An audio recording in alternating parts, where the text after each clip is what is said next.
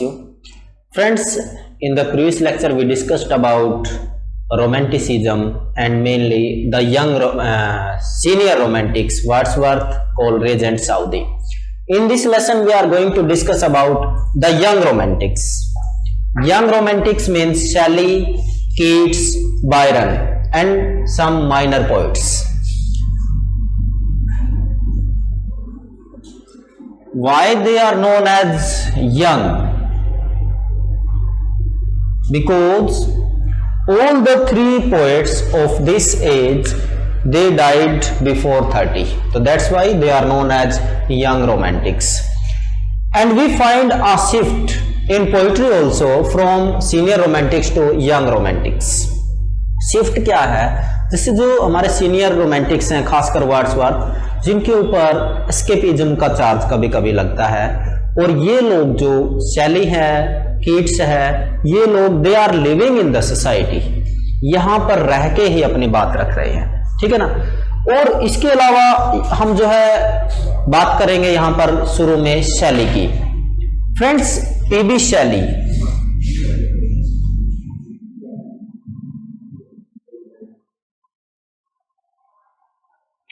पर्सी BC शैली, PB Shelley जिनका life span है 1790 to 1822, almost 30 years. Keats 1795 to 1821, तो ऑलमोस्ट कितना हो गया? 26 कंप्लीट नहीं होता, तो that's why they are known as young romantics. थोड़ा सा पहले शैली की बात करें। Shelley is a revolutionary poet,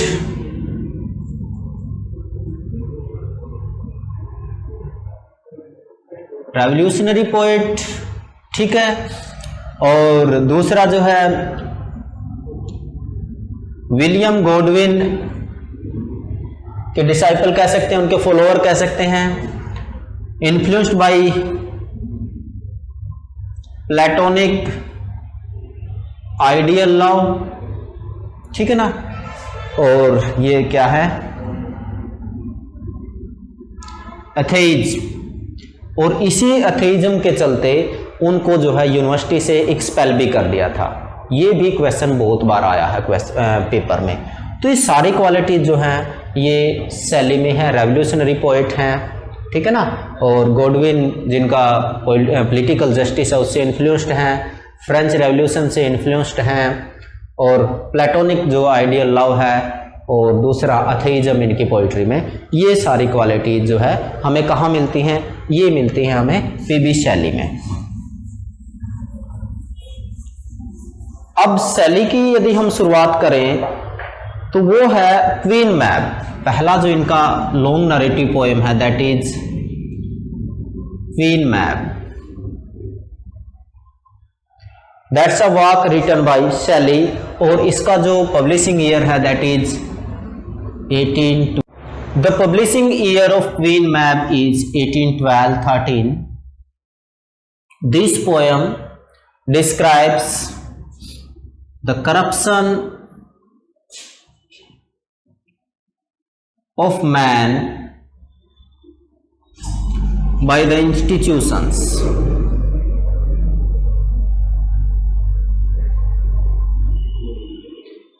actually जो फ्रेंच रेवोल्यूशन आया वहां से ये जो रोमांटिक पोइट थे ये उम्मीद लगा के बैठे थे कि ठीक ऐसा ही कुछ इंग्लैंड में भी हो।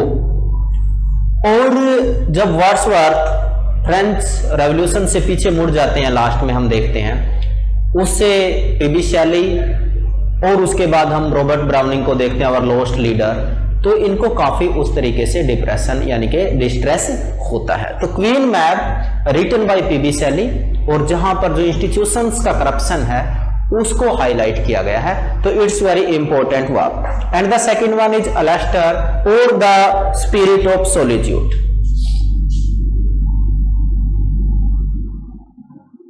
And the subtitle is The Spirit of Solitude.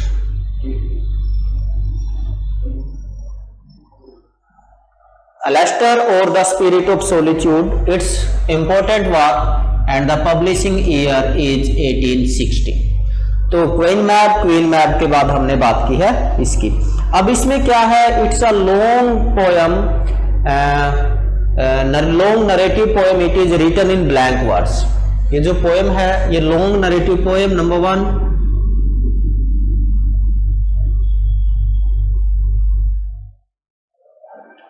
Written in blank words, ठीक है ना, ये जो है रिटन इन ब्लैंक वर्ड्स। देखिए इसके बाद क्या है, ये जो पोयम है इसका जो हीरो है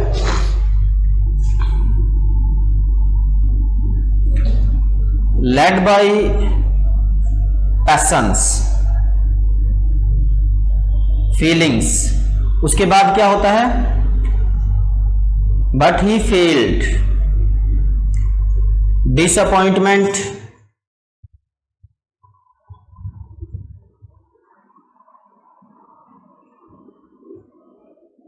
एंड देन फॉल। इस तरीके से ये वाक जो है इसका जो थीम है। अब ये जो पोयम है इसको जब हम पढ़ते हैं तो इसमें सर्टेन वर्ड्स हमें मिलते हैं जो डिप्रेसिंग टोन है उसको दिखाने के लिए, जो टाइम एंड अगेन यूज होते हैं, that pale, pallid, vain, all these words we find time and again in the poem used by P.B. Shelley, and these words shows the depression of that persona. तो it's a wonderful poem. यहाँ से भी question जो है कई बार, यहाँ तक question इसी तरीके से आता है, क्वीन मैप किसने लिखा, अलस्टर का सब टाइटल क्या है, या इसका पोइट कौन है। जो इंपॉर्टेंट वाक जहां से क्वेश्चन बनता है that is Prometheus unbound.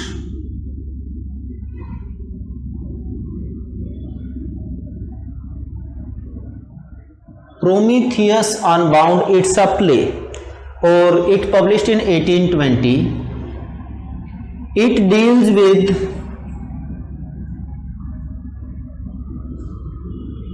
Greek myth of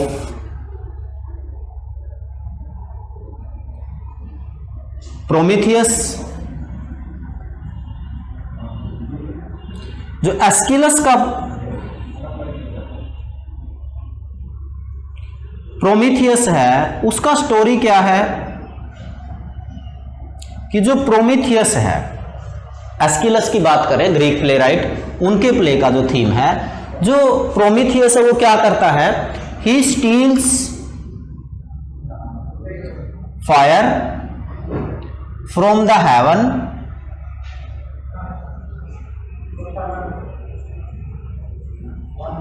and brought it to earth. Fire वहां से लेके अर्थ पे लेके आता है, किस काम के लिए लेके आता, for the betterment, for the welfare of humanity. तो ये जो कैरेक्टर है प्रोमीथियस, ये एक ह्यूमनली कैरेक्टर है जो मानवता का, ह्यूमैनिटी का भलाई चाहता है। अब क्या होता है कि जो गॉड है, जो ये कह सकते हो आप लीडर ऑफ गॉड्स है, कौन है, जुपिटर।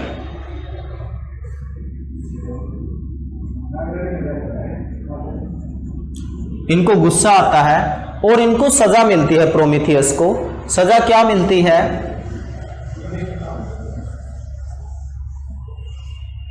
कि इनको एक रोक से बांध दिया जाता है, ठीक है, वहां पर उसको बांध दिया जाता है और एक vulture keeps on packing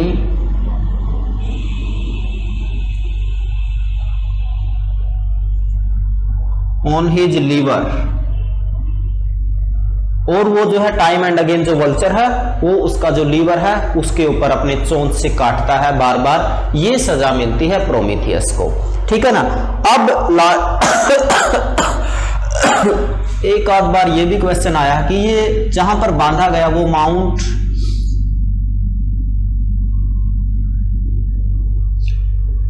Cocos जो है, ये माउंटेन है जिसकी रोक के ऊपर इसको बांधा गया था। तो ये वाला जो है थीम है जो एस्किलस का प्रोमीथियस है, अब यहां पर जो शैली का है उसमें जो प्रोमीथियस है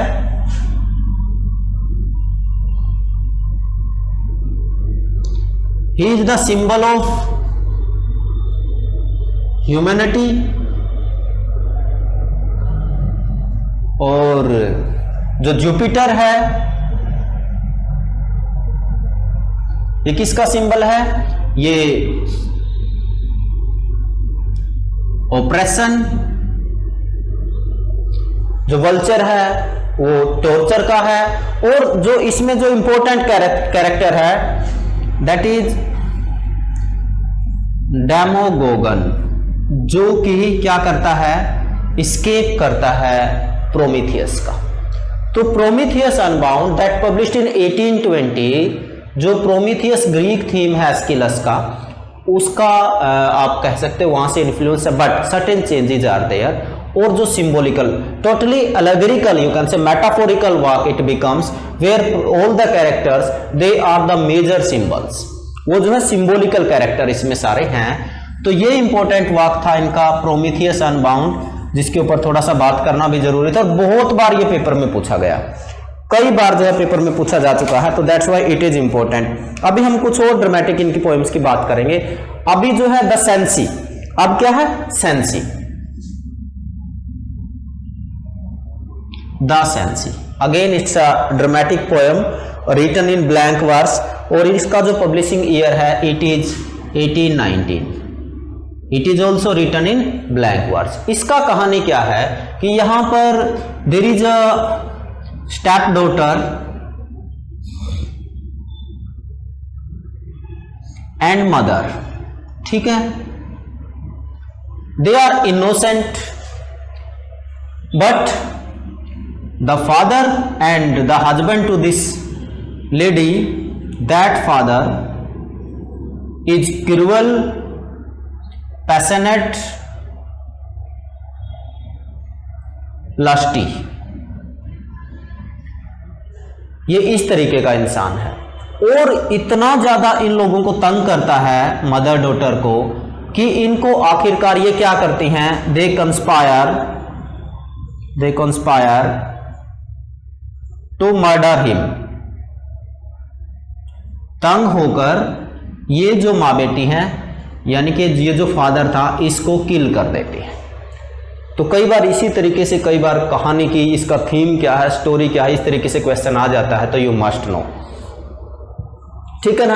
और जो ये है इसमें कैथरीन कैरेक्टर है, कैथरीन कई बार इस तरीके से भी पूछ लेता है। तो ये सारी चीजें आपने ध्यान में रखनी है सेंसी की। तो it published in 1819 about a mother and a step daughter who were exploited, oppressed, suppressed, teased by father, and at least they have to conspire to kill him. तो ये क्या था आपका, ये था आपका सेंसी। उसके बाद है the witch of अल्टास।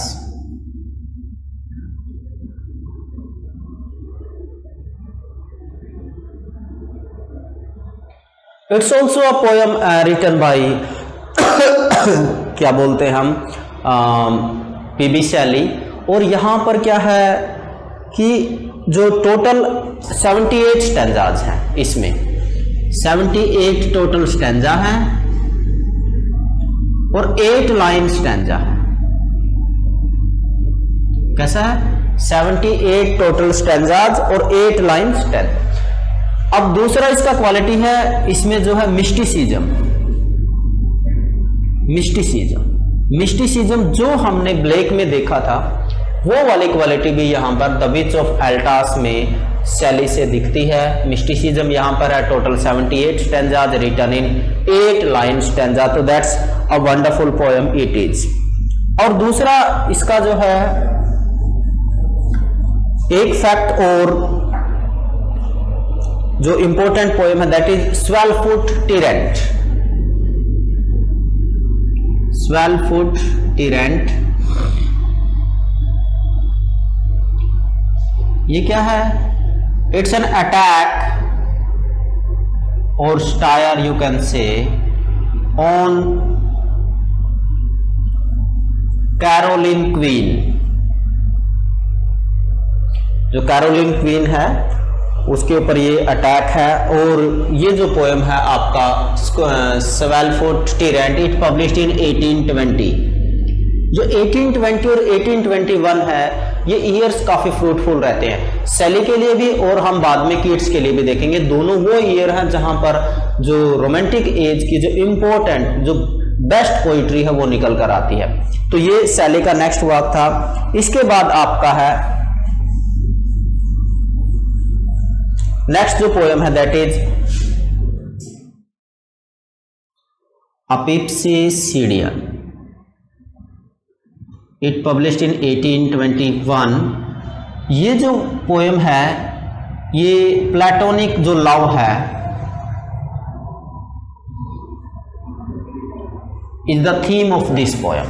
एपिप्सिडियन by P B Shelley, published in 1821, और थीम इसका है जो प्लेटोनिक लव आपका है।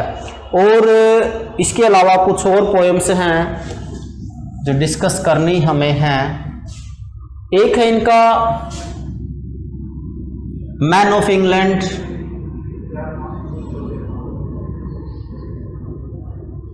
और एक और पोएम जो इनका है इंपॉर्टेंट पोएम है जिसकी हम बात कर सकते हैं दैट इज इंग्लैंड इन 1819।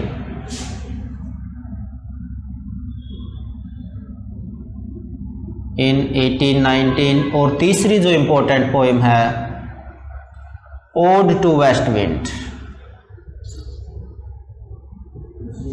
जो इनका रेवोल्यूशनरी कैरेक्टर है वो ओड टू वेस्ट विंड में साफ साफ देखने को मिलता है, और इंग्लैंड इन 1819 और मैन ऑफ इंग्लैंड, ये वाला जहां पर वो फैटर्स की बात करते हैं, फ्रीडम की बात करते हैं। तो ये सारे के जो तीनों ही पोएम हैं इनका जो रेवोल्यूशनरी जो कैरेक्टर है शैली का वो साफ साफ देखने को जो है मिलता है। और यहां पर एक बहुत खूबसूरत लाइन है ओड टू वेस्ट विंड में,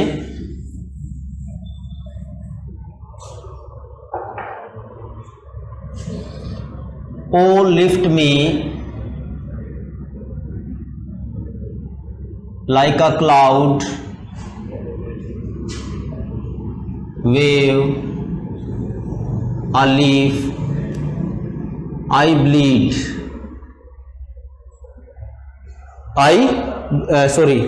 a cloud तक है,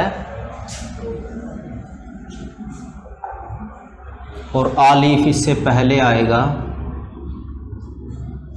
I fell on thorn, I bleed। ये वाली लाइन बहुत इंपॉर्टेंट लाइन है और कई बार पेपर में पूछ ली जाती है कोट। तो ये किससे है? ओड ऑन वेस्ट विंड से है, ode to west wind, sorry, it's important ode. और ये तीनों ही पोएम जो इनका रेवोल्यूशनरी कैरेक्टर है वो दिखाती हैं। इसके बाद जो बहुत बार पेपर में पूछा जाता वो है अडोनाइस। अब जो अडोनाइस है that is also published in 1821। इसमें दो चीजें आती हैं mainly. Number one, who wrote this poem? That is P.B. Shelley. Second one, it's an elegy. Third question is on whose death this poem written, and the answer is John Keats. तो John Keats की death, क्योंकि John Keats की जो death होती है वो 1821 में ही होती है, 1795 टू 1821 उनका लाइफ स्पैन है। तो उनकी डेथ 1821 में जब होती है तब ये एलिजी लिखते हैं Shelley on the death of John Keats, fellow poet उनके थे, और द नेम ऑफ और the title of the poem is Adonais. ये बहुत इंपॉर्टेंट है। इसके बाद एक और ड्रामेटिक पोएम इनका है that is हेलाज। It's a dramatic poem. इसका जो इंस्पिरेशन है, थीम है, वो कहां से मिलता है? वो मिलता है जो टाकिस अटैक है वहां से इनका जो है थीम मिलता है इनको। तो ये भी इंपॉर्टेंट वाक है। इसके बाद एक और जो इंपॉर्टेंट वाक है हेलाज के बाद वो है the Triumph of life.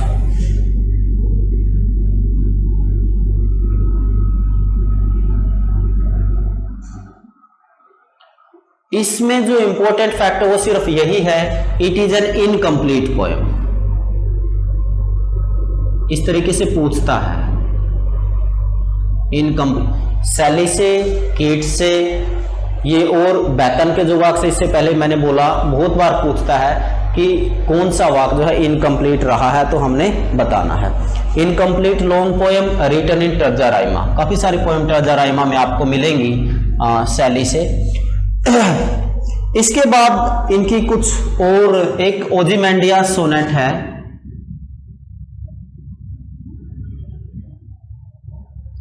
It's a sonnet. इसमें वो जो मोर्टलिटी है ऑफ ह्यूमन बींग्स उसको बताते हैं। ओजिमेंडियास जो इटालियन किंग है, वो I am the Ozymandias king of kings, उसके स्टैचू के नीचे लिखा होता है। और अब जो स्टैचू है उसका ट्रंक अलग साइड पड़ा है, फेस विजेज अलग साइड पड़ा है, इजिप्ट का जो डेजर्ट है उसमें पड़ा है। तो वो जो फ्यूटिलिटी है उसको दिखाया गया इस सोनेट में। ये भी काफ़ी इंपॉर्टेंट सोनेट है। इसके बाद एक जो है इनका और इम्पोर्टेंट पोएम है, that is the masque of अनाकी।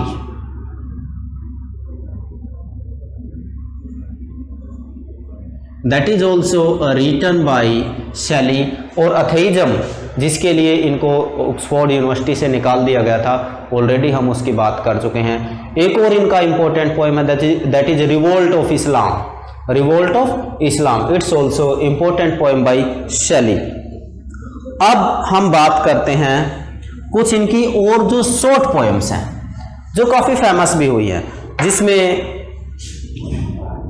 To a skylark, to cloud, to night, यहां पर जो नेचर का फिनोमिना है वो भी साफ साफ दिखता है। टू स्काईलार्क, टू नाइट, और उसके बाद है when the lamp is shattered, the lament. These are some short poems by P.B. Shelley, very important. अब इनका एक वर्क रहता है जिसके ऊपर बात करनी है, और वो है defence of poetry. Defence of poetry, defence of poetry जो पब्लिश होता है 1840 में, लेकिन इसका क्या है, ये लिखा गया 1821 में रिटन, और इसका जो पब्लिशिंग ईयर है that is 1840। Before that we have discussed about defence of poesy by क्या नाम उनका था, फिलिप सिडनी। और वो फिलिप सिडनी का जो वर्क था वो जवाब था, रिप्लाई था जो स्कूल फॉर अब्यूज लिखा गया था स्टीफन गोसन से। ठीक यहां पर भी एक वर्क आता है, the 4 ages of poetry.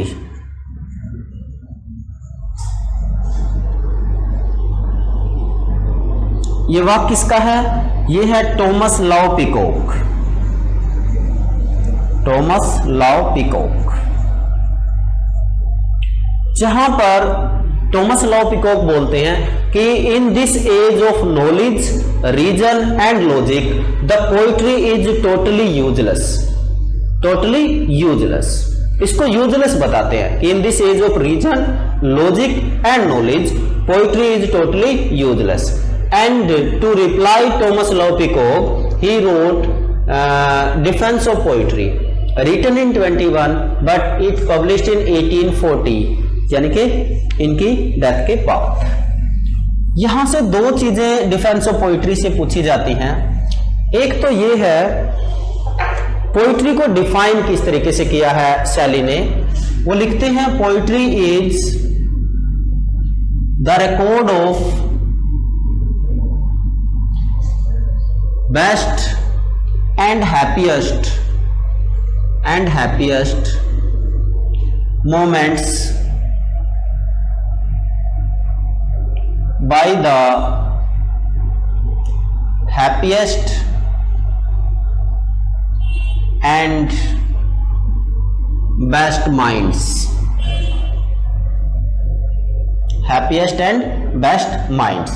So in this way P.B. Shelley defined poetry in his Defense of Poetry. और पोइट को किस तरीके से डिफाइन करते हैं? पोइट्स आर अनअक्नॉलेज्ड legislators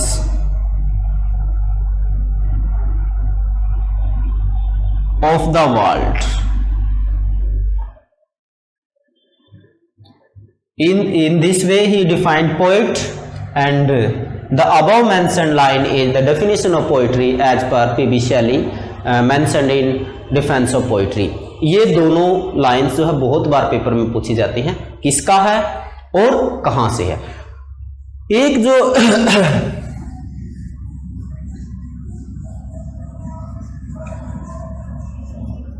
देखिए जो P.B. Shelley हैं, T.S. एलियट जो मॉडर्न क्रिटिक, वो अटैक करते हैं रोमांटिसिज्म के ऊपर, और खासकर सबसे ज्यादा उनका जो अटैक रहता है वो शैली के ऊपर रहता है। और जो उनसे पहले जो विक्टोरियन क्रिटिक हैं मैथ्यू आर्नल्ड, वो P.B. Shelley के लिए बोलते हैं a poor fellow, unacknowledged fellow, flapping his wings in vain, flapping his wings in vain. इस तरीके से करके लाइन जो है मैथ्यू आर्नल्ड P.B. Shelley के लिए बोलते हैं। तो ये थे P.B. Shelley, रेवोल्यूशनरी पोइट थे। और यहाँ से जो क्वेश्चन बनता है, एक तो इनका बैनिशमेंट फ्रॉम द यूनिवर्सिटी, जो एक्सपेल ये होते हैं अथेइज्म के चलते। दूसरा अडोनिस जो एलिजी है, P.B. Shelley ने जॉन कीट्स की डेथ के ऊपर लिखा। डिफेंस ऑफ पोइट्री, टॉमस लाउ पिकॉक का जो 4 एजेस जो पोइट्री है उसका जवाब है। और unacknowledged legislators of the world, poet और poetry, the record of best and happiest moments by the happiest and best minds. तो ये कुछ चीज़ें थी जो हमने बात की शैली की। तो now we will discuss John Keats.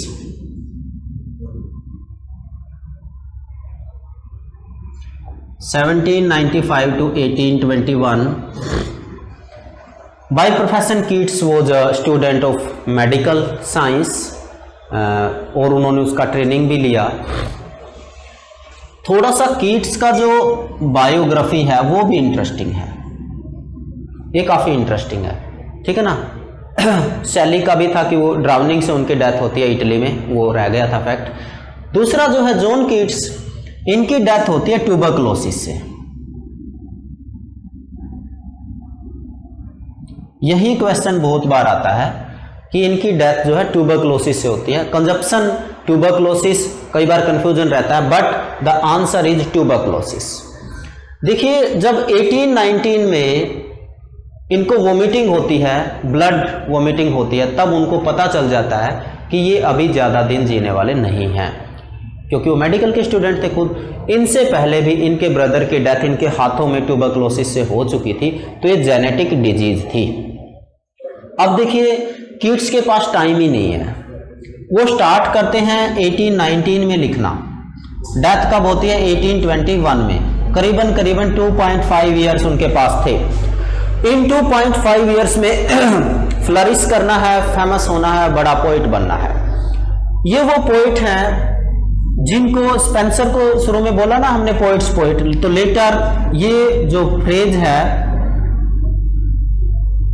Poets poet, ये किसके लिए यूज होता है? कीट्स के लिए यूज होता है। जो Keats is known for his odes, basically major odes की उनकी बात हम करते हैं, और उनका जो लैंग्वेज है और सेंसेशन, 5 सेंसेज आर देयर। जो सेंसेज हैं उसका बहुत बेहतरीन तरीके से एक्सप्लॉइट इन्होंने किया है। तो कीट्स जो है एक बड़े पोइट, बहुत बड़ा पोइट जो है। और जब टचस्टोन की बात करते हैं मैथ्यू आर्नल्ड की, तो कीट्स को कोट करते हैं वहां पर मैथ्यू आर्नल्ड, तो बहुत ही शानदार और बड़े पोइट हैं। और इनकी जो देखिए पोइट्री से ज्यादा इनका जो फेम है just because of his letters लिखे हैं। टॉम और जो जॉर्ज इनके ब्रदर हैं उनको लेटर्स लिखे हैं। और 1817 में जो लेटर लिखते हैं जॉर्ज को, उसमें एक टर्म की बात करते हैं, that is negative capability.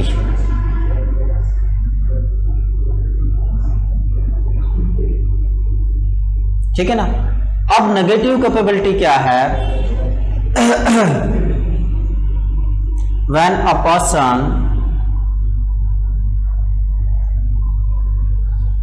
In uncertainty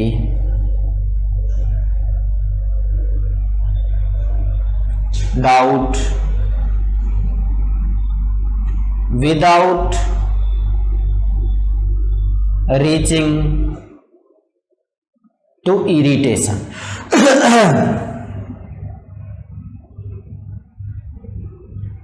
अब ये चीज हमें मिल्टन में, शेक्सपियर में खूब मिलती है, लेकिन जो टर्म है वो प्रपाउंड किसने की है? वो टर्म प्रपाउंड की है कीट्स ने। एक लेटर जो 1817 में अपने ब्रदर को लिखते हैं, उसमें नेगेटिव कैपेबिलिटी की बात करते हैं। दूसरा जो है, इनको हाफ ग्रीक भी बोला जाता है। एक तो नंबर 1 सेंसेशन, ठीक है। Number 2 love for middle edges,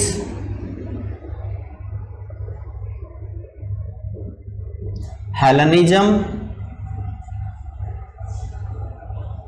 ये सारे के सारे कॉन्सेप्ट हमें कहां से मिलते हैं?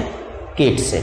अब दूसरा इंपॉर्टेंट चीज क्या है कीट्स की, थोड़ी सी शुरू में बात करें तो देखिए जो ग्रीक है, जो ग्रीक थीम्स हैं, चैपमैन्स होमर, जो होमर को ट्रांसलेट किया है चैपमैन ने, वहाँ से इनका सोर्स रहता है। और दूसरा द क्लासिक डिक्शनरी जो है, वहाँ से ये ग्रीक जो यूज करते हैं थीम्स, मिथ्स, वहाँ ये सोर्स इनका रहता है। और इन्होंने लिखा है ऑन ट्रांसलेटिंग चैपमैन्स होमर, ये एक सोनेट भी है कीट्स का।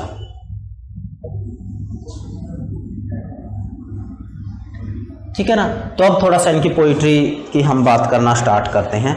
तो यदि बात हम करें तो सबसे पहला आता है एंडेमियन। क्या आता है? एंडेमियन।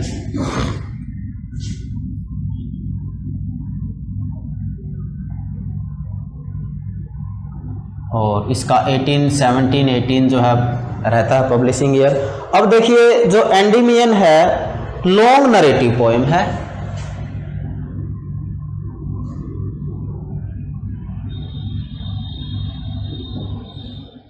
ठीक है जी। और इसका जो है ग्रीक मिथ के ऊपर काम है। क्या है कि a shepherd of mount Latmus falls in love with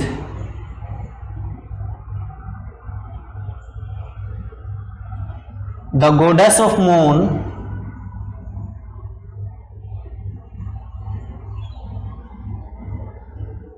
Cynthia.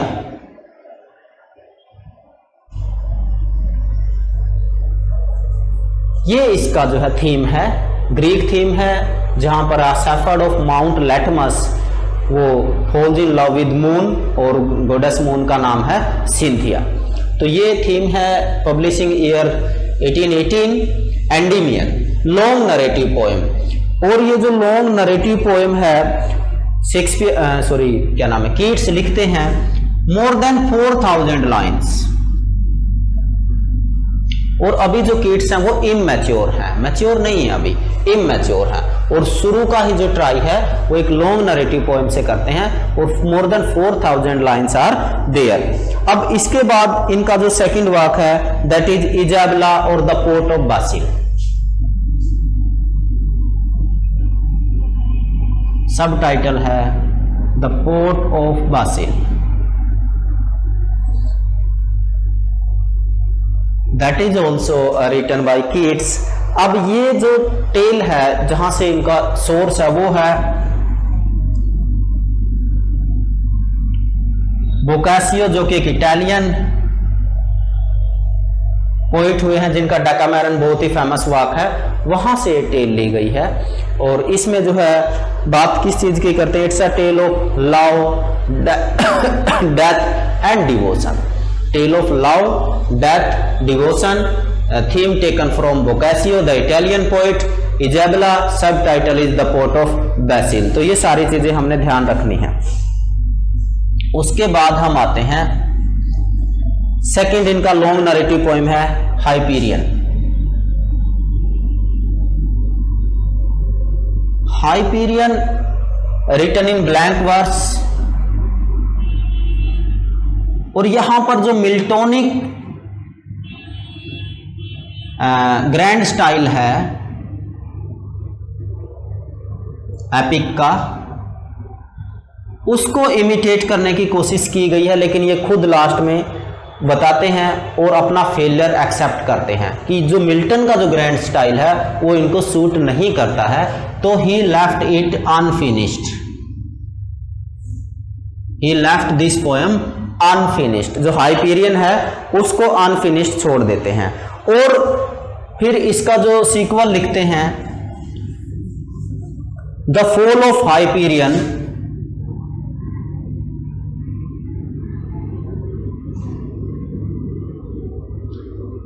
And he left this poem also unfinished, इसको भी छोड़ देते हैं।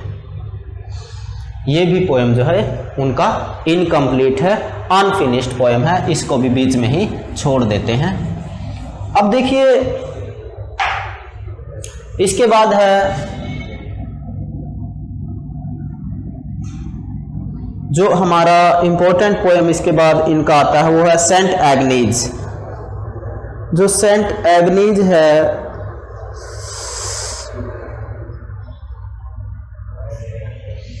The eve of Saint Agnes, again जो है ग्रीक थीम की बात यहां पर हो रही है, और it is written in Spenserian stanza. Spenserian stanza है, लेकिन जो थीम है, जो स्टाइल है, वो स्पेंसरियन नहीं है, only the stanza is Spenserian stanza. उसके बाद इनका जो नेक्स्ट जो पोएम है that is La Belle Dame sans Merci, La Belle Dame sense mercy, ठीक है ना। अब ये जो पोएम है it is about an evil lady, वो जो लवर है उसका, वो किस तरीके से जो उनका डायलॉग है, चेजिंग है, वो दिखाई गई है, और ये क्या है, एक इविल लेडी का जो है स्टोरी है, और फोक थीम है, इट्स अ फोक थीम।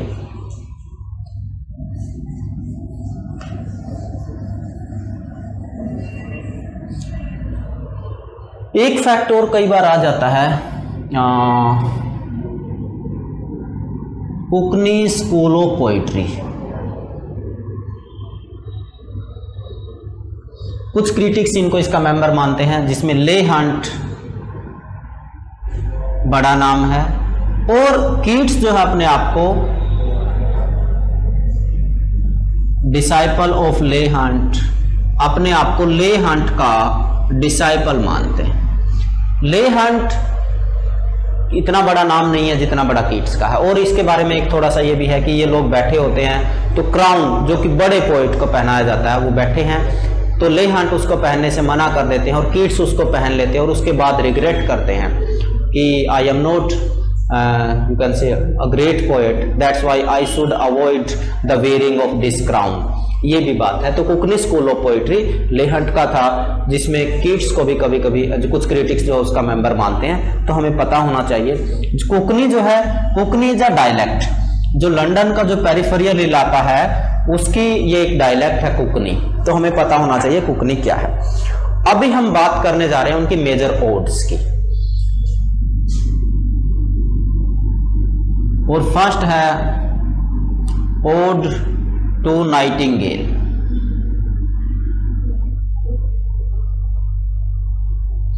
देखिए जो ओड्स इनकी हैं, actually ode to nightingale is the best ode of English literature and one of the best poems of world literature. सबसे ज्यादा पोइटिक इस पोएम को माना गया है इंग्लिश लैंग्वेज में, ओड टू नाइटिंगेल। अब इसमें क्या है, जो इसका जो डेवलपमेंट है इट्स वेरी स्लो, और जो वेरी फर्स्ट लाइन है वो है माई क्या? My heart aches with pen.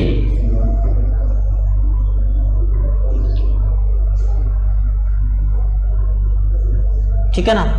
अब देखिए सबसे इंपॉर्टेंट चीज क्या है, aches with pain, double adjective. Aches pain दोनों का मतलब ऑलमोस्ट सेम। जो इस तरीके से इसको जो हाईलाइट करने के लिए वो एज इफ द क्या बोलते हैं उसको, वो मैं दिमाग से उतर गया, जो एक पर्टिकुलर वर्ड होता है, इनटू माई स्ट्रेन, ये फर्स्ट लाइन उनकी रहती है। तो नंबर 1 तो ये इनका जो लैंग्वेज है that is superb, language is superb. अब थोड़ा सा मैं थीम बता देता हूं पोएम का। किड्स जो है it's evening time, sitting in his arm chair, और then he heard the song of nightingale, and then he compared the world of nightingale and his. He was in pain at that time, suffering from tuberculosis. और वो बोलते हैं, उसको बोलते हैं immortal bird, जो nightingale उसको इमोर्टल बर्ड बोलते हैं, और कहते हैं कि आज मैं आपका सॉन्ग सुन रहा हूं। और पोस्टरिटी वर्ड यूज करते हैं, पोस्टरिटी मतलब the coming generation, they will also sing your, क्या बोलते हैं उसको, listen your song. It means that कि the song of nightingale is immortal. ठीक है ना, ये चीज है एक तो नंबर 1। उसके बाद वो ये भी बोलते हैं उसको जेलसी फील होती है नाइटिंगेल से, because she is so happy, immortal bird है। अब वो क्या फिर सोचते हैं, प्लान करते हैं कि I will come to thy world, पहले कि I will come to thy words and he demands wine. ठीक है ना। और उसमें बोलते हैं कुछ इसके फ्रेजेस हैं जो इंपॉर्टेंट है। बैकस कौन है? Bacchus is the God of wine. अब वो बात करते हैं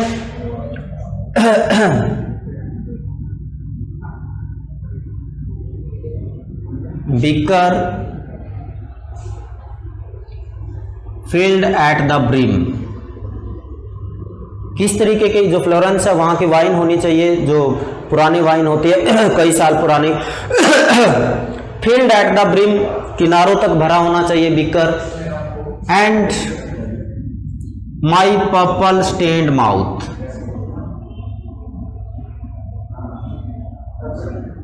माई purple stained mouth with beaded bubbles, with beaded bubbles. जो 5 जो सेंसेस होती है, 5 की 5 सेंसेस आपको इस पोएम में मिलेगी। अब beaded bubbles, purple stained mouth, ये फ्रेजेस जो यूज होते हैं इस पोएम में होते हैं। कहता कि जब मैं वो वाइन पीऊंगा तो बीडेड बबल, जो बबल्स हो जाते हैं पूरा भरते हैं जब हम, तो वो उनके जो है माउथ के ऊपर, लिप्स के ऊपर लगेंगे, वो एक इमेजरी क्रिएट करते हैं वहां पर। लेकिन कुछ ही टाइम के बाद इनको रियलाइज होता है कि नहीं, that is not permanent solution, कि I will come to thy world but not on the chariot of Bacchus but on the wings of poesy, wings of poesy.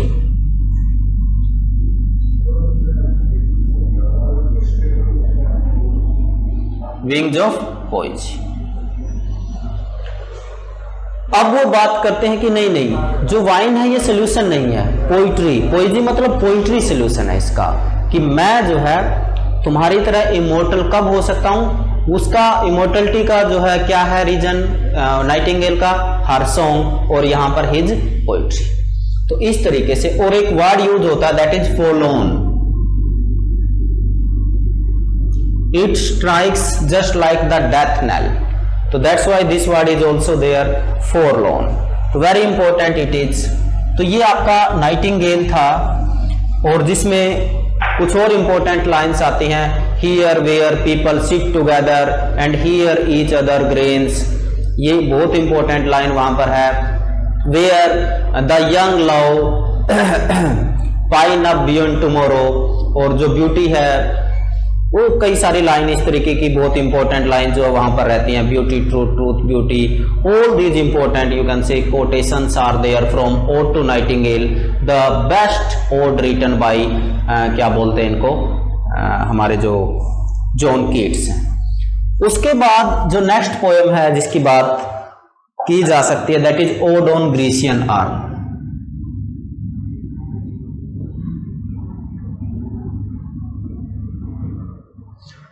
अब जो odd on Grecian arm poem है, इसको वो unravished bride ये बोलते हैं, और ये लाइन बहुत बार आती है, दाउ अनरेविश्ड ब्राइड, और पूछा जाता है कि which figure of speech is there and the answer is apostrophe. खैर फिगर ऑफ स्पीच का एक अलग से लेक्चर हम बनाएंगे, उसमें बात करेंगे। और ये इसको कोल्ड पेस्टोरल बोलते हैं, कोल्ड पेस्टोरल। लास्ट स्टैंजा जो है उसमें ये फ्रेज आता है, why it is cold pastoral, क्योंकि here we are talking about the urn, the artistic paintings on the urn, तो इसलिए कोल्ड पेस्टोरल है। क्योंकि जो आर्ट है, there is a difference between art and life, and there is a relation between art and life. Life is active और art जो painting है that is inactive but permanence है, तो इसलिए इसको कोल्ड पेस्टोरल बोलते हैं। अब देखिए इसका जो मैं थोड़ा सा बताऊं आपको डेवलपमेंट पोएम का क्या है। सिल्वेन हिस्टोरियन जो है फ्रेज इसमें यूज होता है कि सीन क्या है, ये एक आर्न है, इसके ऊपर कुछ सीन्स हैं। वो सीन क्या है, एक सीन है where the priests are leading a calf towards the altar, ठीक है, एक ऑल्टर की तरफ उसको ले जाया जा रहा है बछड़े को। दूसरा सीन क्या है कि the people are there but we don't know from which state they are. People वहां पर हैं, कुछ लोग वहां पर जो हैं वो दूसरी तरफ हैं। और जो तीसरा है, some maidens and their lovers, और वो कहता है कि they will remain for ever young, जो मेडन और लवर्स हैं they will remain for ever young but they will not be able to kiss one another, ठीक है। और जो तीसरा ये हो गया, ये हो गए सीन जो है, और एक ऑल्टर सीन हो गया, their lovers they are not able to kiss one another, they will remain for ever lover. और तीसरा है द ट्रीज, जो वहां पर ट्रीज पेंटेड हैं, they will remain for ever green, उनके जो लीव्स हैं वो कभी नहीं झड़ेंगे। अब ये सारे के सारे जो इमेजेस हैं, इसका मतलब है द परमानेंस ऑफ आर्ट। अब लाइफ में क्या है कि हम आज यंग हैं, जैसा कि ओटो नाइटिंगेल में बोला था, और थोड़े दिन के बाद जो हम ओल्ड बूढ़े हो जाते हैं, लेकिन ये लोग सदा यंग रहेंगे। क्यों? क्योंकि they are painted human beings and this is the beauty of the world of art. तो ये बहुत बहुत इंपॉर्टेंट जो पोएम है आपका द ग्रीसियन आर्म।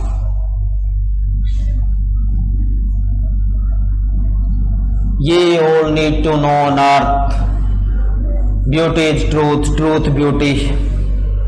उसके बाद जो नेक्स्ट है that is ode to autumn.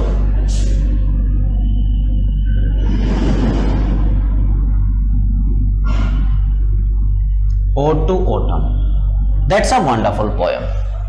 Autumn की बात हो रही है यहां पर, स्प्रिंग एक बहुत लोगों ने लिखा, तो कीट्स बात कर रहे हैं ऑटम की। इसकी कुछ लाइन्स हैं, बहुत इंपॉर्टेंट लाइन्स हैं जो बार बार पूछ ली जाती हैं।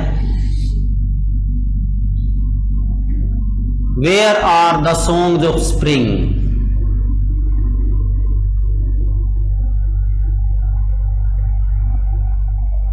ah where they are,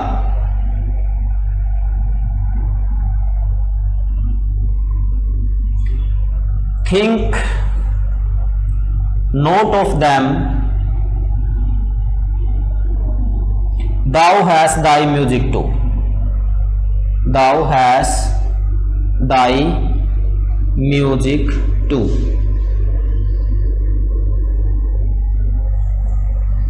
It's a wonderful poem and wonderful lines these are। यहां पर आप सेंसेस की बात करें वो सब की सब आपको मिलेंगी। ऑटम को वो as a human being, human phenomena के रूप में पर्सोनिफिकेशन करते हैं, उसको दिखाते हैं। कहीं पर तो वो क्या कर रही है, जो एप्पल साइडर है जूस निकालती हुई, कहीं पर विनोइंग द ग्रेन, और बहुत माइन्यूटली डिस्क्रिप्शन है, and the hair lifting with the air.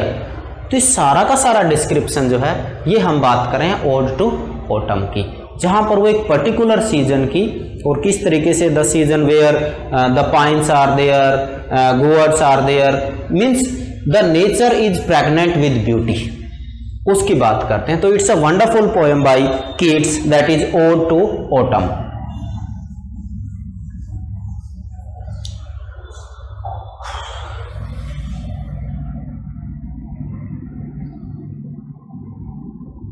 Odd on Psyche that is also a wonderful poem by William क्या नाम इनका, जॉन कीट्स। साइकी, यहाँ पर भी साइकी को as a human being represent करते हैं। फ्रेंड्स, एक चीज़ पहले लेक्चर में भी मैंने बोली थी, ये सारे वो पोइट्स हैं जिनकी कोटेशन भी पूछी जाती है। तो यूट्यूब चैनल जो है अपना एकेडमिक जोन, वहाँ पर William Wordsworth, S T. Coleridge, William Blake, P B. Shelley, John Keats, Robert Browning, जो बड़े पोइट हैं, उन सब की कोटेशन, जो इम्पोर्टेंट लाइन्स ऑफ पोएम्स हैं, वो सारी बना के वीडियो बना के डाल रखी हैं, वहाँ से आप उनको देख लीजिए।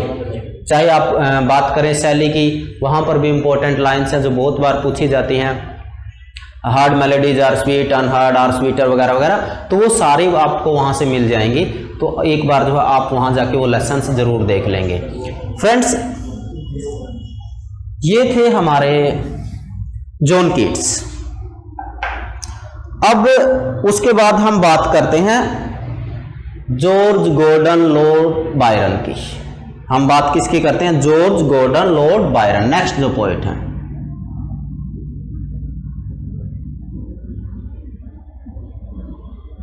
Lord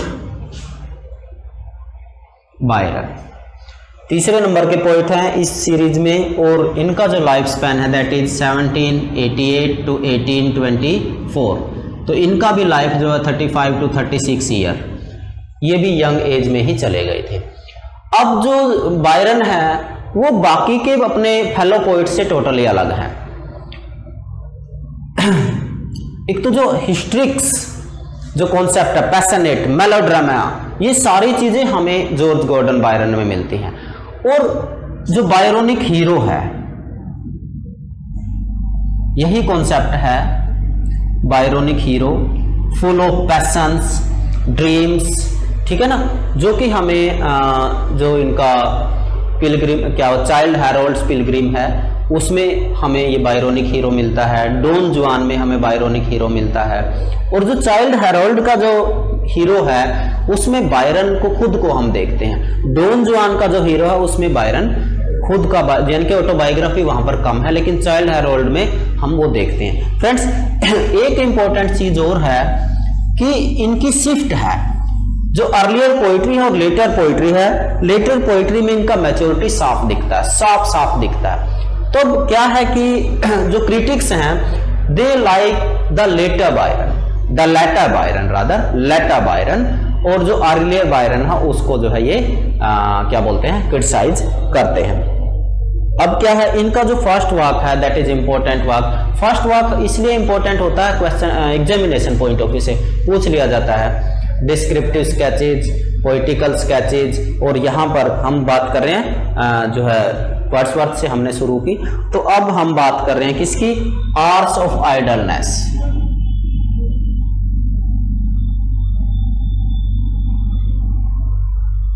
published in 1807। यहां पर लिरिक्स हमें मिलते हैं। फर्स्ट वर्क है बायरन का arts of idleness, that's very important.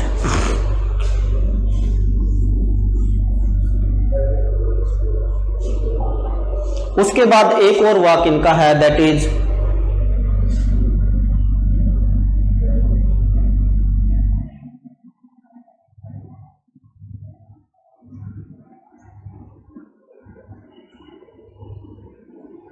It's also written by Byron, destruction of Sennacherib, ये भी वाक है। लेकिन बायरन से जो क्वेश्चन ज्यादातर पूछा गया वो है, जो जहां से क्वेश्चन पूछा जाता वो है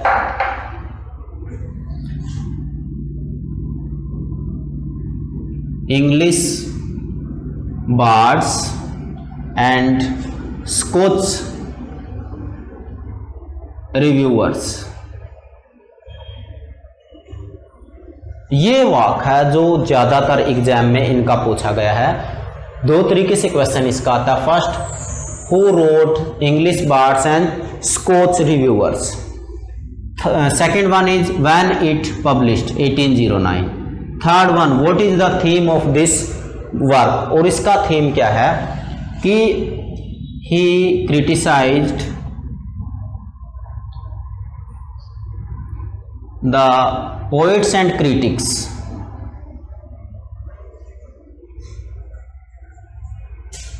of his age who annoyed him।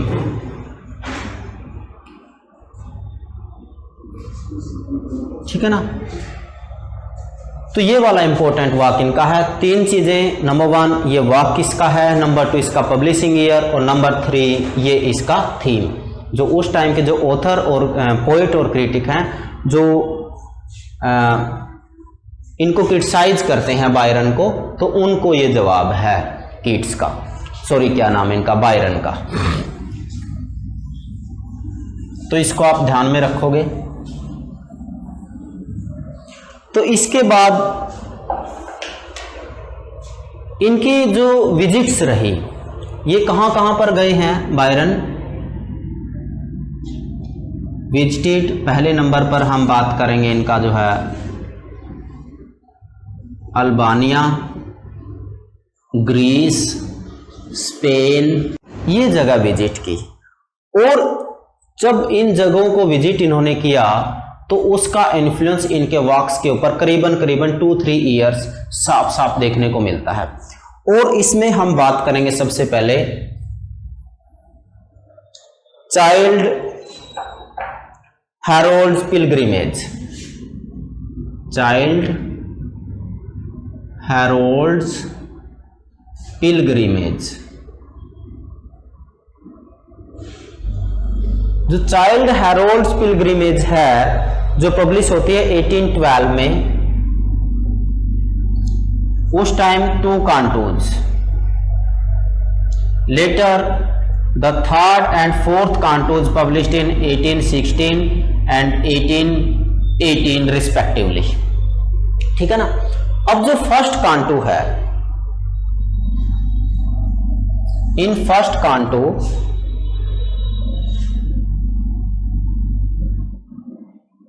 His visit of Albania, उसका इंप्रेशन साफ साफ दिखता है। ठीक है। And in second canto visit of Greece, that is visible over there, and in third and fourth visit to Spain and Malta। अब यहां पर जो बायरोनिक हीरो है, बायरोनिक हीरो की जो क्वालिटी है वो क्या है, नंबर 1 पैशनेट है, एडवेंचरस है, फेलियर उसको मिलते हैं, मेलोड्रामिक है। ये सारी की सारी क्वालिटी बायरोनिक हीरो में मिलती है हमें। और इंपॉर्टेंट चीज ये है, यहां जो हीरो है बायरन का, उसमें हम बायरन का पोर्ट्रेट इंप्रेशन साफ देखते हैं। Here we find Byron himself, जो हैरोल्ड है उसमें हम बायरन को खुद देखते हैं। तो ये इंपॉर्टेंट इनका वाक था। अब देखिए इसके बाद कुछ और इंपॉर्टेंट इनकी पोएम्स हैं, जिसमें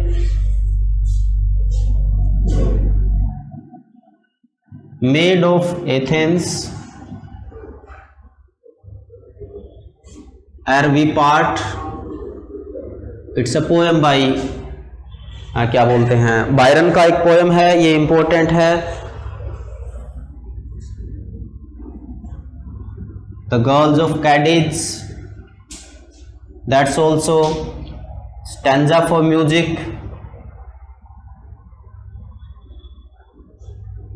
ये कुछ इंपॉर्टेंट पोएम्स हैं, इसमें शॉर्ट पोएम्स हैं,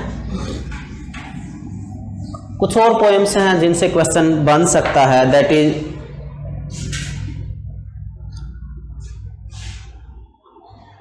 1813 में जो पब्लिश होती है द गाया, दैट्स इम्पोर्टेंट। इसके बाद है द ब्राइड ऑफ एबिडोस, ये भी इम्पोर्टेंट वर्क है और इसका सब टाइटल भी है a Turkish tell.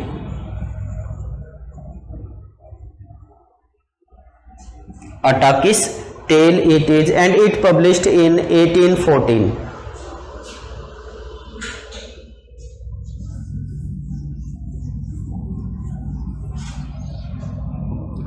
The Crosier and Lara,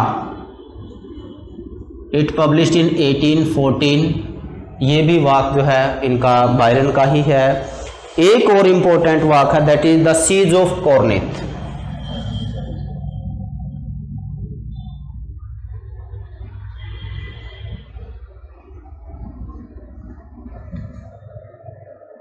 ये जो वर्क है इट पब्लिश्ड इन 1816, ये किसके ऊपर बेस है? व्हेन द टर्क्स सीज्ड कॉर्निथ इन 1715। ये जो सीज इनका रहा टर्क्स का कॉर्निथ का, वो थीम जो है लिया गया है बायरन से यहाँ, सीज ऑफ कॉर्निथ जो पब्लिश होती है 1816 में। ये भी इम्पोर्टेंट वर्क जो है इनका है।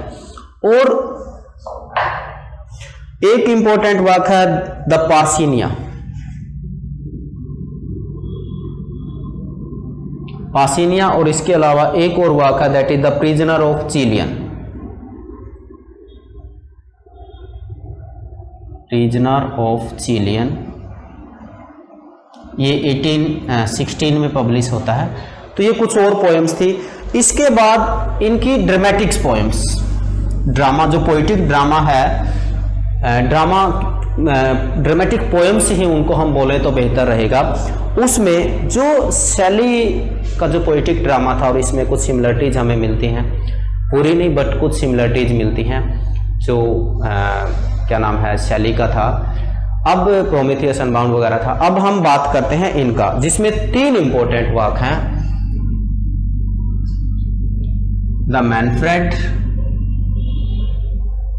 द केन, बिब्लिकल थीम है जिस तरीके से सैटर्न एक फॉलन एंजल है, क्या नाम है पैराडाइज लॉस्ट में, और द बेप्पो। द बेप्पो, ये जो 3 इंपॉर्टेंट इनकी ड्रामेटिक्स पोएम है और हम इनको 1817, 1821, 1817 ये इनका टाइम रहा है।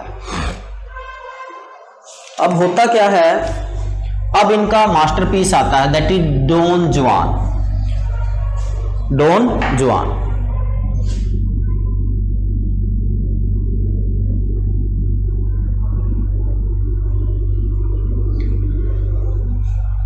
In 1818 he wrote a letter to Thomas More.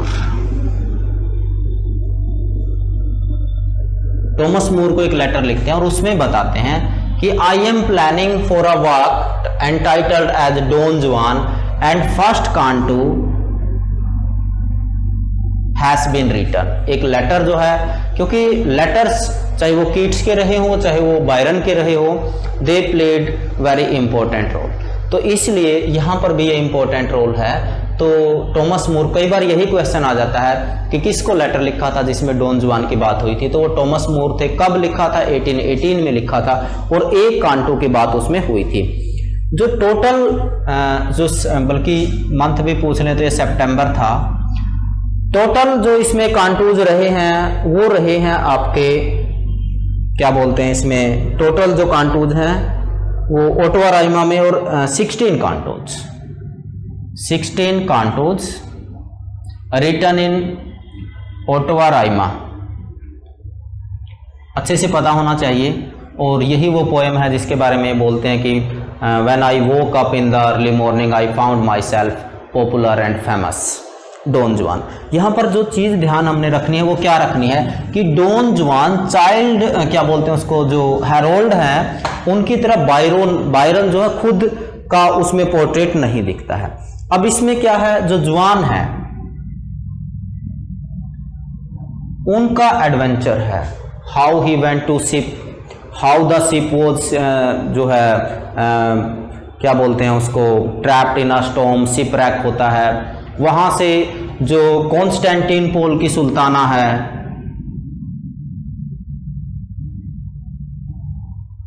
वो क्या करती है, शी बोट हिम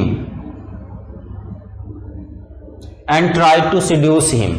जो सुल्ताना है कॉन्स्टेंटिनोपल की वो उनको खरीद लेती है, उनको सिड्यूस करने की कोशिश करती है। कैथरीन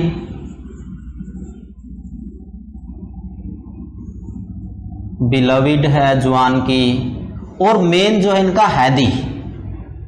हैदी कौन है, जब ये शिपरैक से एस्केप होके आते हैं तो वहां पर हैदी, सी इज ऑल्सो बिलविड ऑफ जुआन, डॉन जुआन है जो। तो इनके काफ़ी सारे जो एनकाउंटर्स रहते हैं डिफरेंट लेडीज के साथ, डिफरेंट स्टेट्स, यानी कि जगह जगह ये जाते हैं, इनका वो रहता है किस तरीके से वो सारी चीज़ें हैं। तो ये सारी की सारी डॉन जुआन में हैं, तो हमें मेन जो चीज़ें हैं वो पता होना चाहिए। तो that's why it's important work, the masterpiece by क्या बोलते हैं आपका बायरन, लॉर्ड बायरन। एक और वर्क है that is very famous, the vision of judgement, the vision of judgement.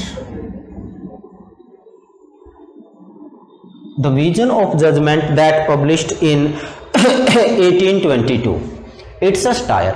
जो रॉबर्ट साउदी हैं उनका जो वर्क आता है उसका ये जवाब है, स्टायरिकल टोन में रॉबर्ट साउदी से बात करते हैं इस पोएम में। और 1822 पब्लिकेशन है, रॉबर्ट साउदी,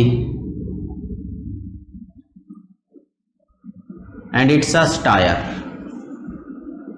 तो इतना पता होना चाहिए हमें विजन ऑफ जजमेंट के बारे में। अब ये तीन जो बड़े पोइट थे यंग रोमांटिक्स देवर, इनके अलावा कुछ माइनर पोइट्स की हमने बात की थी, जिसमें हम बात करेंगे टॉमस कैंपबेल की। सबसे पहले टॉमस कैंपबेल की। टॉमस कैंपबेल जो कि एक माइनर पोइट हैं जिसकी हम बात कर रहे हैं, और कंटेम्परेरी थे ये कीट्स, शैली और इनका लाइफ स्पैन रहा है 1770 1844। ये सिर्फ इनके जो एक दो मेजर वर्क्स हैं उन्हीं की हम बात कर लेते हैं, ताकि यदि क्वेश्चन आए तो पता चले। Number 1 is pleasures of hope,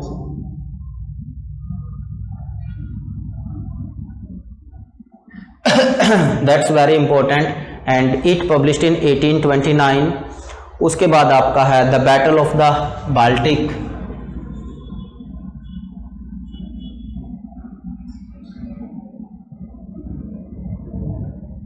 that is also written by Thomas Campbell, and Gertrude of Yoim।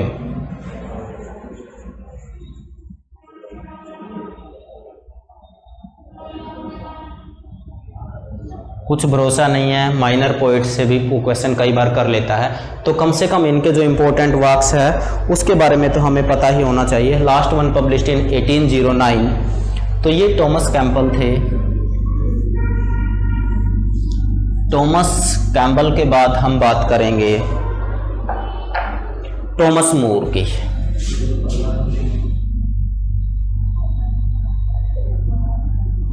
Thomas More जिनको लेटर लिख के डॉन जुआन के बारे में बायरन बताते हैं, ये वो टॉमस मूर हैं, और इनका लाइफ स्पैन है 1779 to 1852। ये कौन है, ये टॉमस मूर है। अब टॉमस मूर की बात करें तो इनके सिर्फ दो ही वर्क हैं जो हमें यहाँ मेंशन करना चाहिए। The first one is Irish melodies, the Irish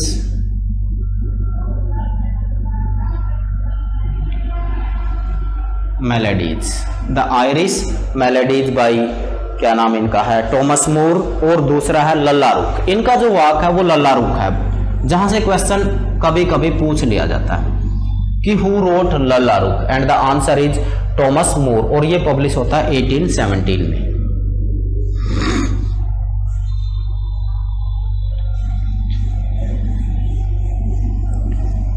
अब जो नेक्स्ट है वॉल्टर सैवेज लैंडर।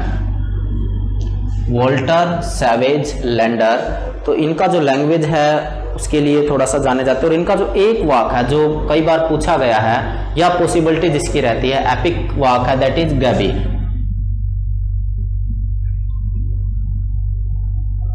ये वाक है इनका जो आप कह सकते हो कि वर्थ मेंशन है यहाँ पर इसका वॉल्टर सैवेज लैंडर का।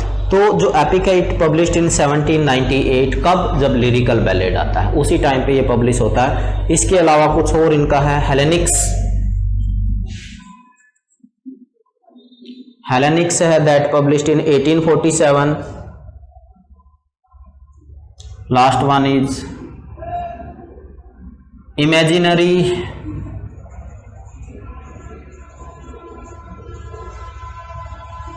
Conversation.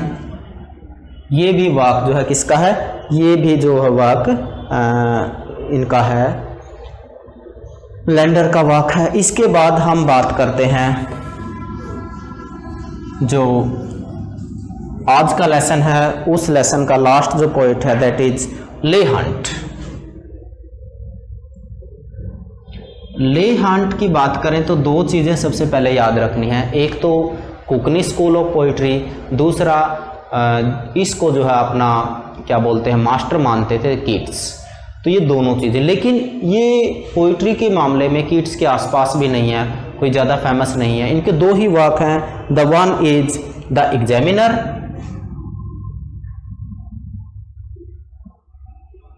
And second one is the story of Rimi, the story of Rimi.